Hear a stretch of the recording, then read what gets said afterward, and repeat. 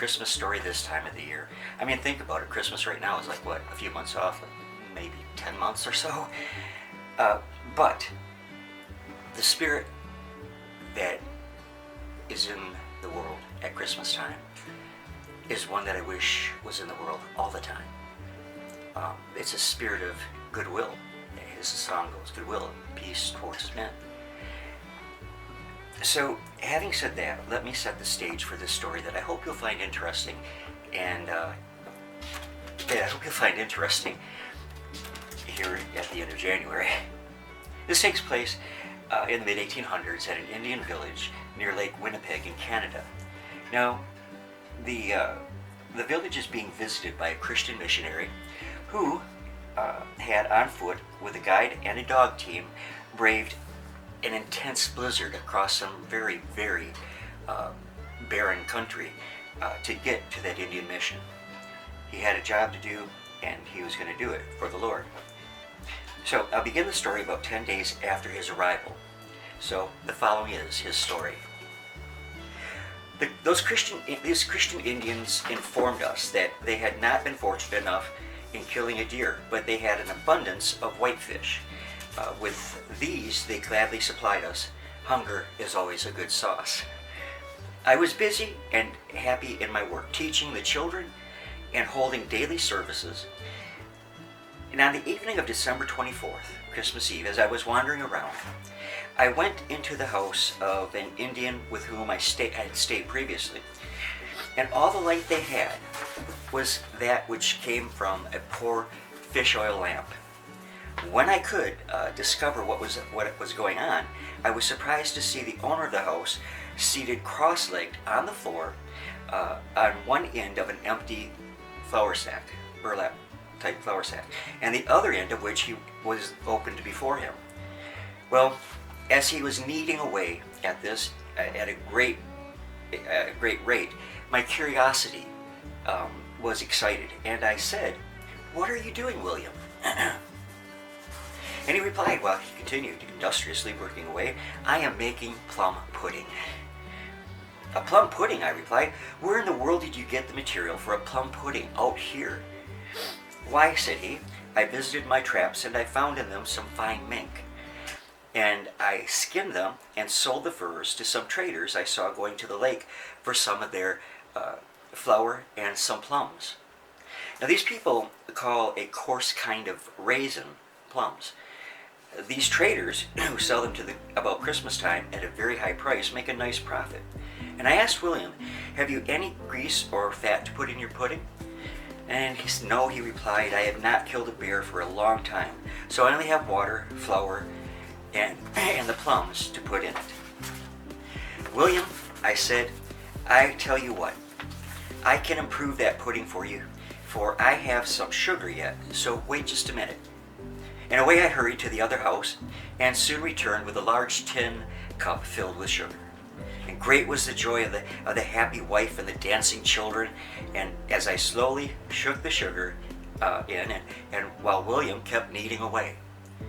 After a good deal of solid work upon it, William thought it would do. And then he asked his wife to try and get him a pudding cloth, excuse me. She flew around their little home cabin and looked through her limited wardrobe, but without success.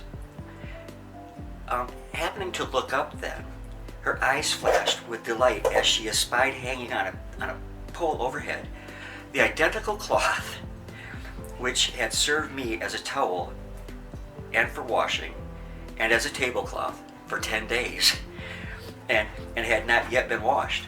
It was quickly jerked down, and in it the pudding was wrapped. I bet it was good to them, though. "Where's the pudding cloth string?" William asked then. And again the good wife busied herself to find what was wanted, but with poor success. Limited supplies there.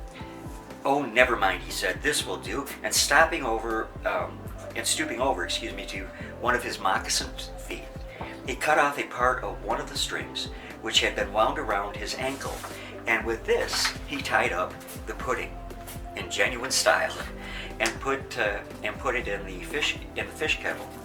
which was ready for it. The next morning was Christmas, and while I was at my breakfast in the other house, there was a knock at the door. This was very unusual, as the Indians disliked to knock or ring a bell. They preferred to quietly come in without any fuss, but there was a clear and distinct knock. So I said, as Tom, which means come in, and in walked a bright and beautiful Indian girl, about 12 years old. She was nicely dressed, her face was clean, and her jet black hair was well oiled and braided. She had in her hand a tin plate, and on it about a third of the identical pudding that I had helped with the following evening. And as she came into the room, and the contents of the plate were seen by the family, there was great excitement, but she heeded them not. Her message was to me, and so she came at once to the spot where I was sitting, and handing me the plate on which was the pudding, she thus addressed me. Missionary, my father and mother send this to you with their compliments and their best wishes, and told me to also say that they wish you a very Merry Christmas. So I got up and I accepted the gift, and I gave her a small amount of sugar and tea to give to her father and her mother, with my kindest regards. I was very much amused in watching the company as they eyed that pudding, especially the children. Pudding, pudding, they shouted, and then, with all the candor of little folks, they said one to another, and our kind-hearted missionary will share with us. Tapwa, I replied, which means verily, or truly. Yes, indeed, verily, of course, I would. Had I not seen how that pudding was made, and did not know all about the cloth in which it had been boiled, and the string with which it had been tied, I would have divided it all around. Who could be selfish enough to want it all, especially being Christmas Day? So despite those other factors, I divided it. And with a good deal of display, the company was counted, and it was found that there were just 8 of us there present. And then taking out my big hunting knife, I attacked the pudding and succeeded in cutting it into 8 pieces. I took good care to cut it that there was at least one piece that no original outside of the pudding was on it. A piece that had not come into contact with that wonderful pudding cloth towel.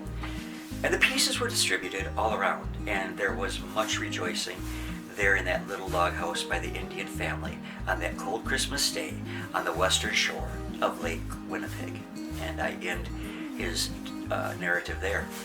Now, it must have been a life of hardship for both the Native American and the missionaries that were visiting them.